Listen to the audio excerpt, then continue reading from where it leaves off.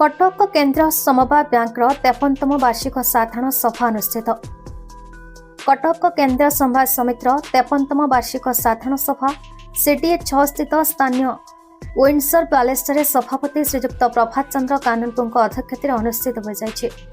उक्त वार्षिक सभार अभिभक्त कटक जिलार 694 कृषि समवाय समिति और 645 अणकृषि समवाय समितिर सभापति मनोनीत सभ्य मानू एही सभार उपस्थित रही कार्यक्रम को आगे नहीं बेले बैंक उपसभानेत्री निर्देशक निर्देशिका कटक जगतसिंहपुर केन्द्रापड़ा और जाजपुर जिलार डीडीएम एआरसीएस और एएचजीसीएस माने उपस्थित रही कार्यक्रम में अंशग्रहण करते।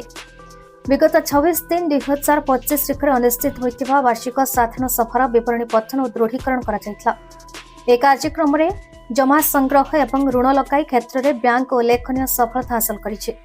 सामग्रिक भाव बैंक निजस्व पांठि 624 कोटी 78 लाख टंकार पहुंची पारिथिबा बेले ऋण लगाण यथाक्रमे 2183 कोटी 71 लाख टंका और 3787 कोटी 16 लाख टंकार पहुंची पारिछि।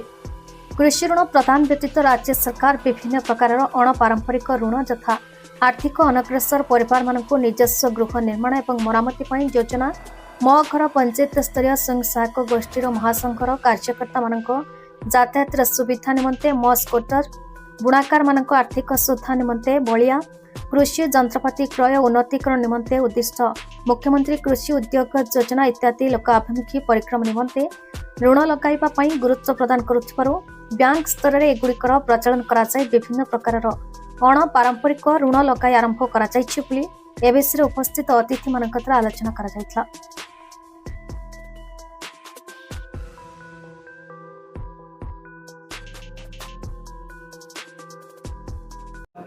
अनंत कुमार सामल सीईओ कटक सेंट्रल कोऑपरेटिव। एटा तो आर्थिक वर्ष 24-25 थिला तेणु करी जहाँ डेवलपमेंट होइछि बैंक रो निहाती ग्रोथ होइछि सब एस्पेक्ट रे ग्रोथ होइछि डिपोजिट रो ग्रोथ होइछि लोन रो ग्रोथ होइछि प्रॉफिट रो ग्रोथ होइछि मेंबरशिप रो ग्रोथ होइछि शेयर कैपिटल ग्रोथ होइछि वर्किंग कैपिटल ग्रोथ होइछि क्रार रो भी ग्रोथ होइछि एनपीए रो भी रिडक्शन होइछि एनपीए भी कम होइछि।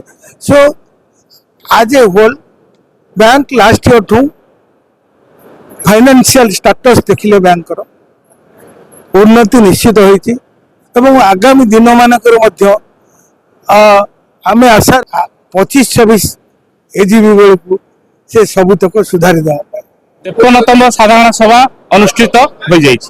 एथिरे हमर समस्त अंशीदार 1113 जन अंशीदार शेयर होल्डर एटी उपस्थित रहନ୍ତି। हमर एथरे मुख्य कार्यक्रम है आमर एजेंडा वाइज आम पास करवा कथा आपणकर नाबार्ड जो चार्टर्ड अकाउंटेंट जो नियुक्ति ताकू आपणकर लाभांश बंटन आपणकर आमर बजेट अनुमोदन जोटा ओएससी करिछि ताकू आम एठी बजेटटा पास कराऊ आपण नवा बजेट 2025-26 रो ताकू भी अनुमोदन करा जाए। आउ आपण जानती हमर ई कटक सेंट्रल कोऑपरेटिव बैंक माध्यम रे चाषी मानू तांकर उन्नति पाई तांकर आर्थिक स्वच्छलता पाई बिना सुधरे ओडिशा सरकार तरफ 2022-23 मसीहा ठारू 1 लाख टंका पर्यंत बिना सुधरे ऋण दिया जाउची 1 लाख टंका 3 लाख पर्यंत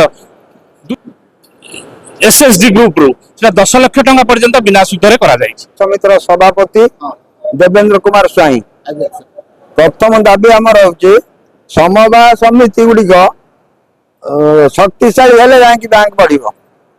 समवाय स्तर रे वर्तमान ओटीएस व्यवस्था लागू पाए सरकार महोदय आम बैंक अनुमोदन कर देइछन्ती किंतु एपर्यंत कार्यकारी हेनी। आज्ञा ए सब कार्यकारी हेनी आपण का पाखरे दाबी करछन्ती लेखि आज्ञा लेखा सरकार देइछन्ती आम बैंक महोदय को अनुरोध करबी सेरा तुरंत कार्यकारी करिया भाई। Cuttack Damodar bureau report Bharat news.